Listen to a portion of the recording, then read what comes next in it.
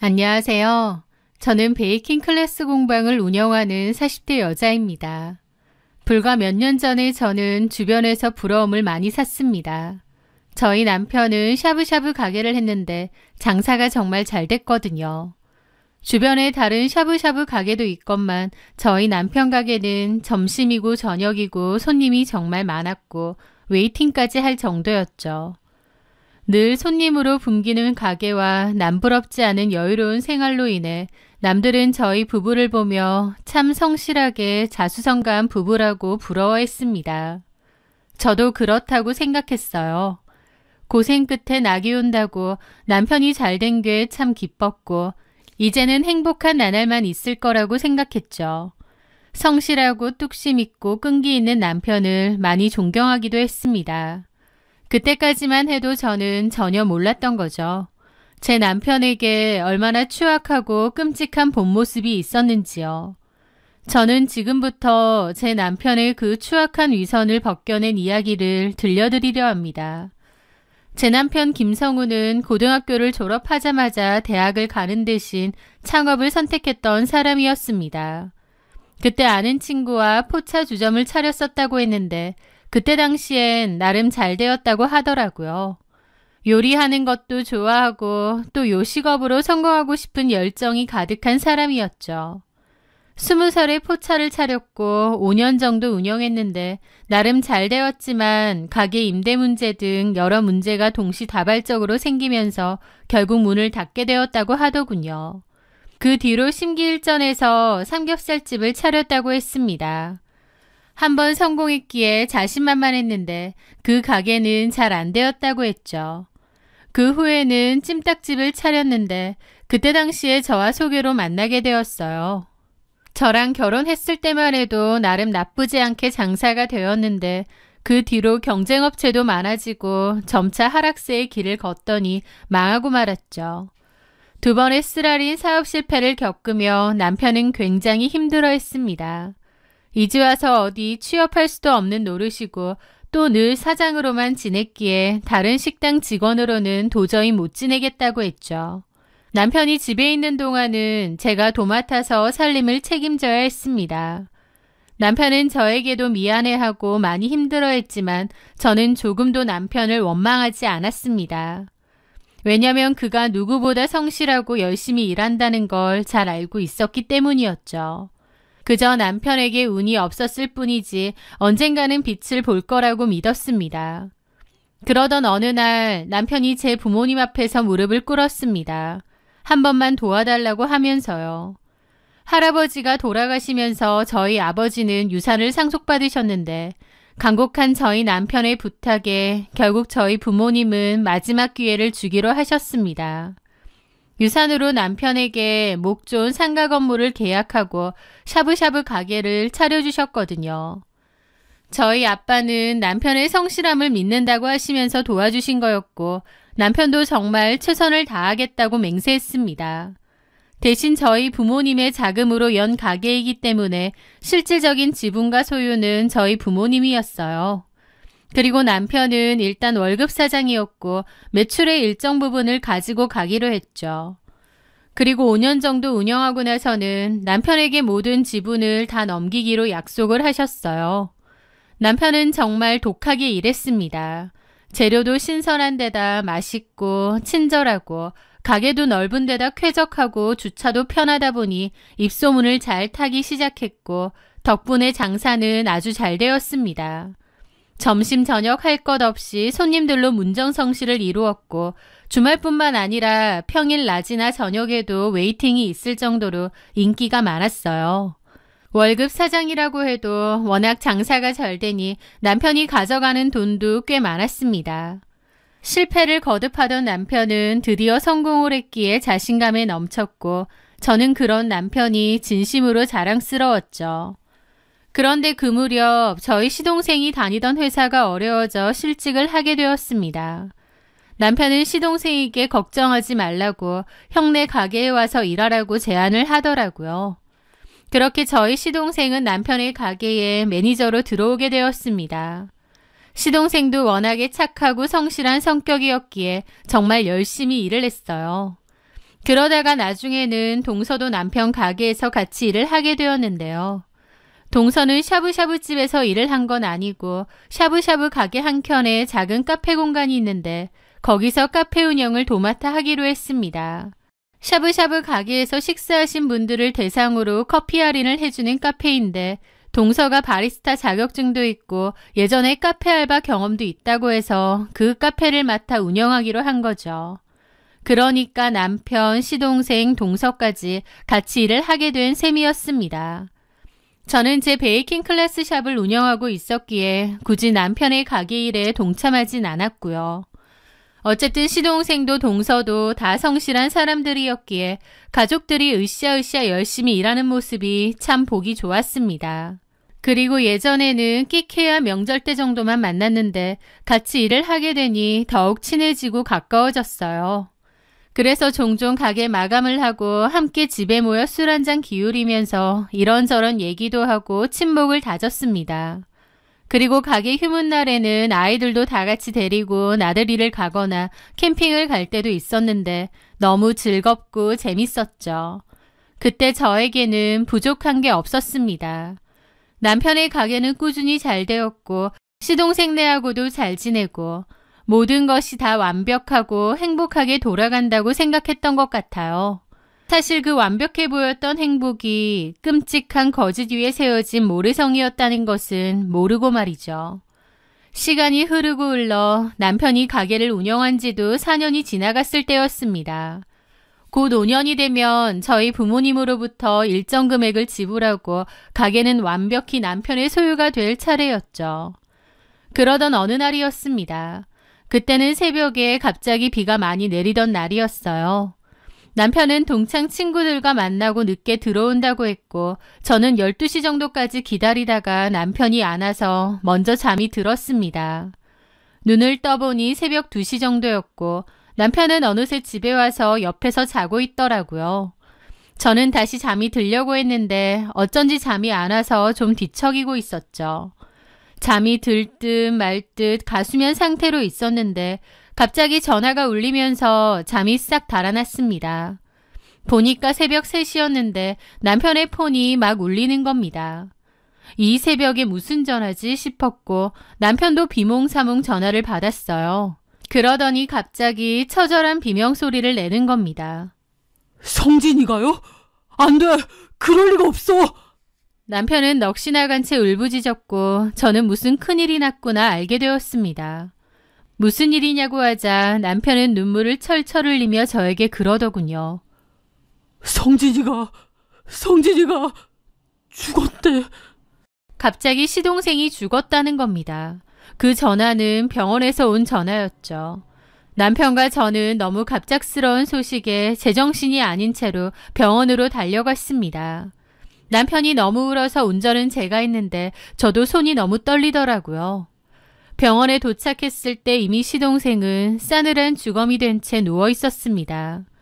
교통사고가 크게 났고 현장에서 이미 사망을 했다고 하더라고요.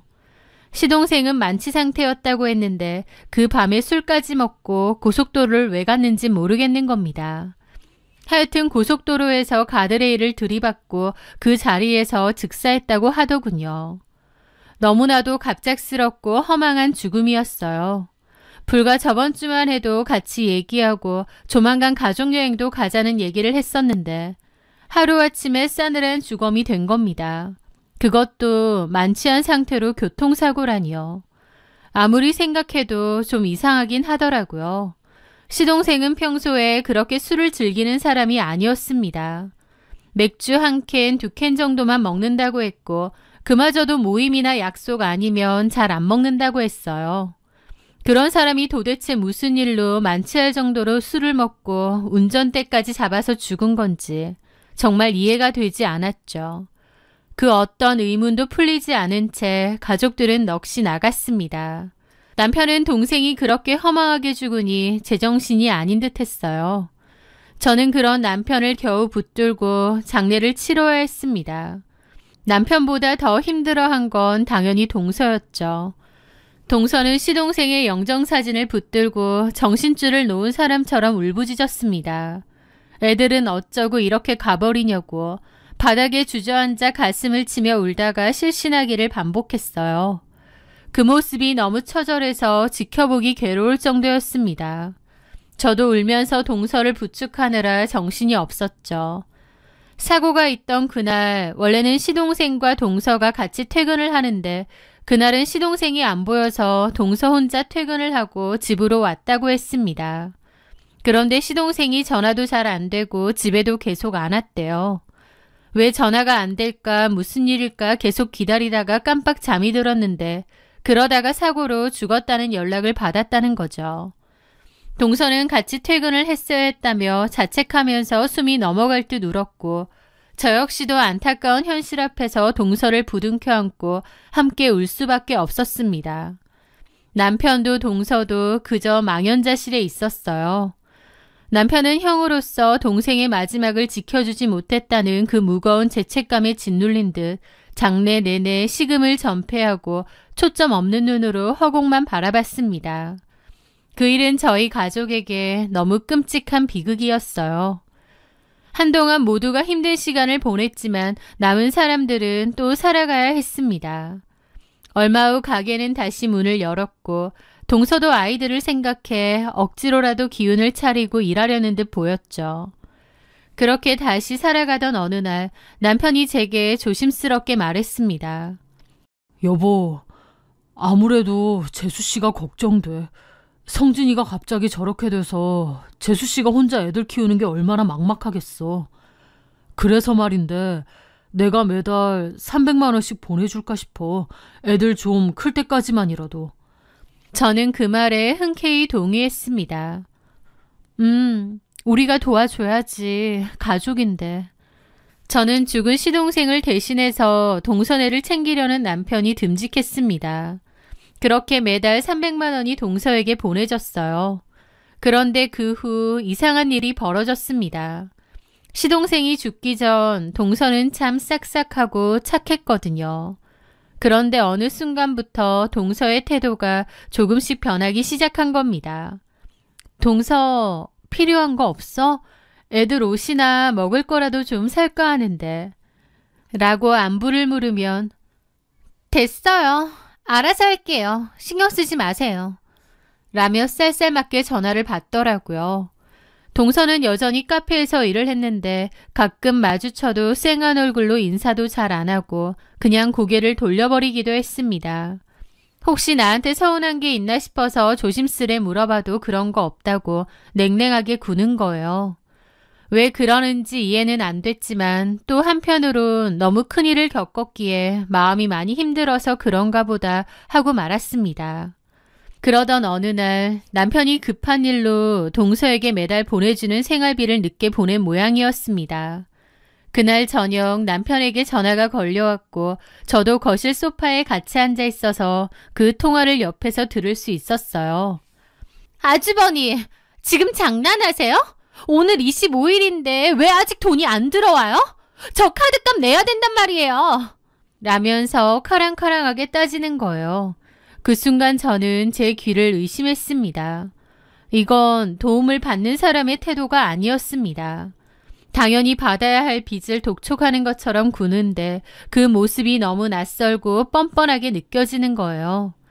남편은 제 눈치를 살피며 미안해요, 재수씨. 내가 깜빡했네. 바로 보낼게요. 라며 쩔쩔매는 겁니다. 전화가 끊기고 저는 황당한 기분으로 남편에게 말했죠. 지금 그거 동서야? 아니 근데 당신한테 무슨 말을 그렇게 해. 너무 심한 거 아니야? 무슨 떼인 돈 받는 것처럼. 카드값 내야 되는데 돈이 아직 안 들어와서 그런가 봐. 아니 이렇든 저렇든 우리가 꼭 줘야 되는 돈도 아닌데 무슨 빌려준 돈 받는 것처럼 저렇게 구냐고. 나 좀 황당하네. 동서 요즘 태도도 그렇고 좀 너무한 것 같아. 하지만 제 말에도 남편은 그냥 놔둬. 남편 잃고 재수씨가 지금 제정신이겠어? 얼마나 예민하고 힘들면 저래. 그냥 우리가 이해하자. 라며 저를 다독였죠. 저도 동서가 너무 힘들다는 건 잘 압니다. 하지만 자기를 위해서 도와주려는 저희한테 너무한 거 아닌가 싶은 거예요. 하지만 그래도 애써 동서를 이해하려 했습니다. 슬픔이 너무 커서 사람이 좀 변했나 보다 하고요. 물론 그 마음 한켠의 어떤 찜찜함은 사라지지 않았지만요. 그렇게 얼마간의 시간이 흘렀을 때였습니다. 저는 남편의 가게에 뭘 전해주러 들렀는데 따로 연락은 않고 지나가는 길에 들르게 되었습니다. 그때가 브레이크 타임이라서 손님이 없고 한산할 때였죠. 그렇게 주차를 하고 가게로 들어가려는데 문득 남편이 동서와 가게 뒤편 쪽으로 가는 게 보이는 거예요. 뭐지 싶어서 따라가게 되었죠. 갑자기 뭐 때문에 둘이서 가게 뒤편으로 갈까 싶고요. 그런데 큰 소리는 아니지만 분명 다투는 소리가 들리는 겁니다. 두 사람이 뭐 때문에 다투는 거지 싶어서 저는 좀 더 다가가 두 사람의 대화를 엿듣게 되었죠. 이번 달 안까지 500만 원 더 붙이세요. 저번 달에도 500도 보냈는데 이번 달도 그러면 어떡해. 내가 돈이 남아도는 것도 아니고. 참나, 돈 남아도는 거 아니었어요? 그래서 딴짓하고 다니시는 거 아니냐고요. 그날 밤 있었던 일에 대해서 형님한테 확 다 불어버려도 돼요? 아직 이 가게 아주버님 것도 아니잖아요. 막말로 형님이 열받아서 아주버님 쫓아내면 그만 아닌가? 진짜 왜 이러냐. 나도 진짜 힘들다. 돈 보내라고요. 나 눈에 뵈는 게 없거든요. 여차하면 확 다 까발릴 거니까. 그 전에 돈 똑바로 보내요. 2번 얘기 안 할 거예요. 알았어요? 라는 겁니다. 그 이상한 대화를 듣는 저는 그 자리에 얼어붙는 기분이었죠. 그날 밤? 입을 막는다? 확 다 불어버린다? 그 순간 남편이 동서에게 보내는 돈이 단순한 위로금조의 생활비가 아니라는 걸 깨달았습니다. 두 사람 사이에는 제가 모르는 어떤 비밀이 있다는 것을 직감했죠. 저는 일단 몸을 피했고 냉랭하게 지나가는 그 두 사람을 살폈어요. 도대체 무슨 일인가 싶어 심장이 콩닥콩닥 뛰더라고요. 그날 밤 저는 잠든 남편의 휴대폰을 열었습니다. 그리고 은행 앱에 들어가 이체 내역을 확인했습니다. 역시나 동서에게 보내는 건 매달 300만 원이 전부가 아니었어요. 500만 원, 800만 원. 시동생이 죽은 직후부터 지금까지 남편은 저 몰래 많은 돈을 동서에게 보내고 있었던 겁니다. 남편이나 동서에게 따져 물을까 싶었지만 어차피 물어봤자 사실대로 말할 것 같지도 않고 제가 따로 확실하게 알아봐야겠더라고요. 그래서 얼마 전 가게를 그만둔 직원에게 연락해 힘들게 만나게 되었습니다. 그분은 오랫동안 일을 하다가 그만둔 거라서 가게 사정을 속속들이 알 것 같더라고요.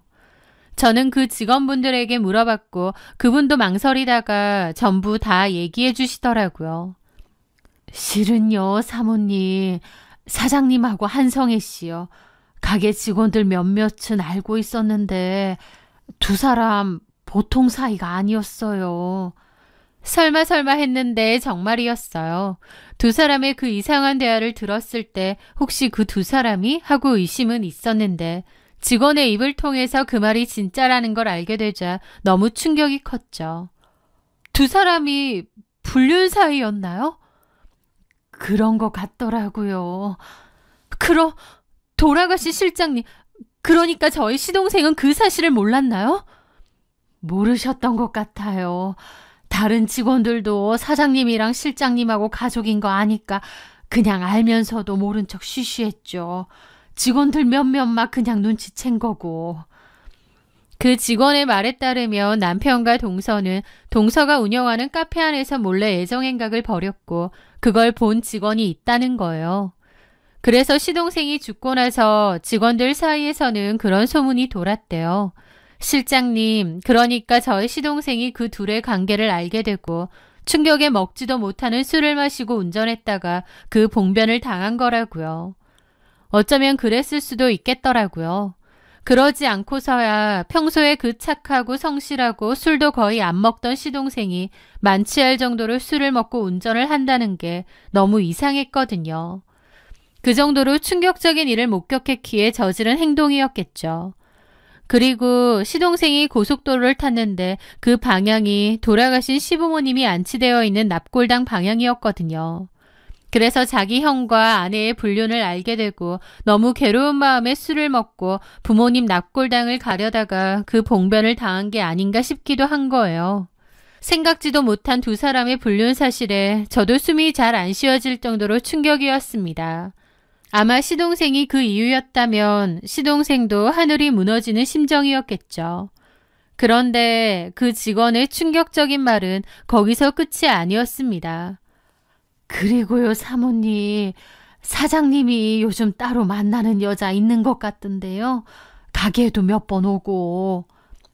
네? 말은 친한 동창이라는데 분위기가 좀 이상하더라고요.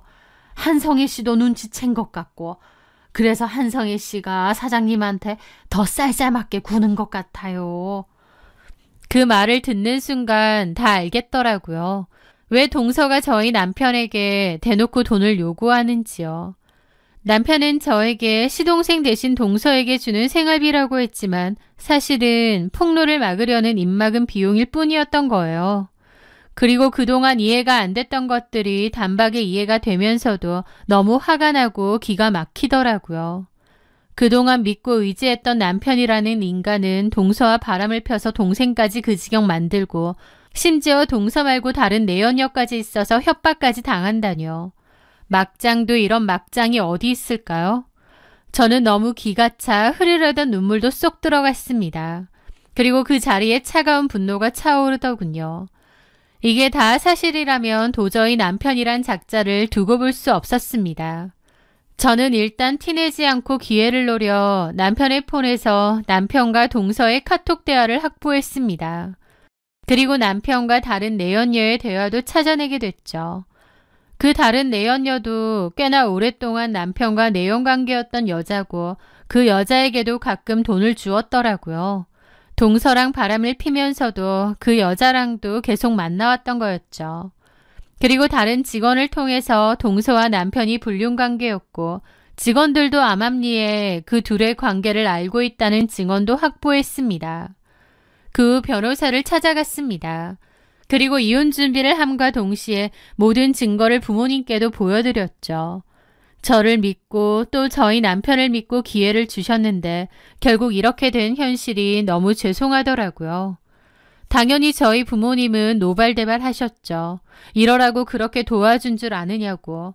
뭐 이런 짐승만도 못한 인간이 다 있냐고요. 저는 그 후 남편에게 이혼을 통보했습니다. 당연히 남편은 그런 적 없다고 난리를 쳤지만 어림도 없었죠. 저는 저희 아버지와 변호사를 대동하고 남편과 동서를 불렀습니다. 저는 남편에게 차분하게 말했습니다. 이혼할 거고 동서와 그 내연녀 상대로 상간소송 진행할 거라고. 그리고 이 가게에서는 당장 꺼지라고요. 남편은 그제야 무릎을 꿇고 제게 매달렸습니다.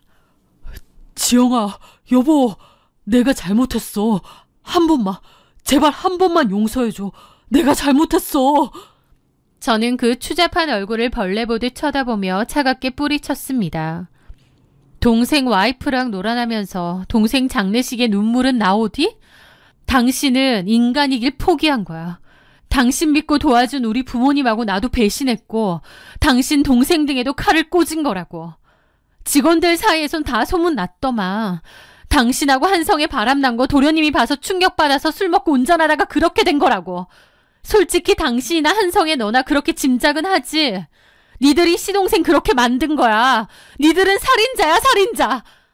제 말에 한성에는 눈물을 터뜨렸지만 그 눈물조차도 너무 추악하고 역겨웠습니다.